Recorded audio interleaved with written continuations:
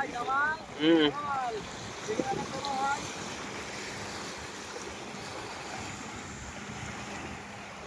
Video হচ্ছে video, একটা video করি। কিরম লাগছে সাগরে পানিতে নেবে? খুব ভালো লাগছে। খুব ভালো লাগছে।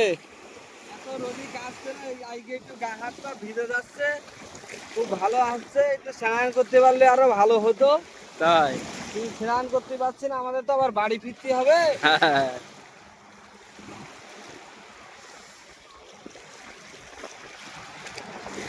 ভিডিও আমার কাছে সব फोटो कितने?